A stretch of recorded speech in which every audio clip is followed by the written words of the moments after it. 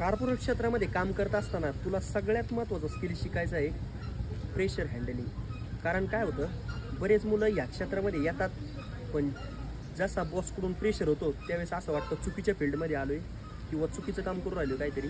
तर तसं नाही आहे. सेल्समध्ये कुठंही जा, तू मेडिकल रेप असू दे, नाहीतर तू बँकेत इन्शुरन्सला जा, नाहीतर वसुलीला जा किंवा क्रेडिट कार्डला जा, तुझ्यावरती जो बॉस असतो तो बॉस असणारच आहे. जो आज तुला इथं भेटला आहे तसे बॉस इकडं पण असणार आहे. त्याच्यामुळं तुला प्रेशर हँडलिंग जमलंच पाहिजे. काय होतं, सेल्स हे क्षेत्रच असं आहे जिथं माणूस हा बोलका पाहिजे आणि चक्के पंजे समजदारा पाहिजे. उगाच शांत माणसाचं सेल्स हे कामच नाही.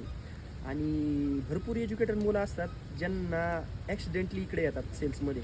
कारण कुठंतरी सरकारी नोकरीला प्रयत्न केलेले राहतात, MPSCला प्रयत्न केलेले राहतात पण ते होत नाही. मग त्याच्यानंतर पर्याय नाही म्हणून हे करणं.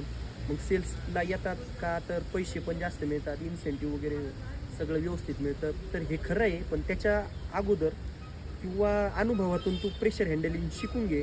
प्रेशर हँडलिंग खूप महत्त्वाचा विषय आहे सेल्समध्ये.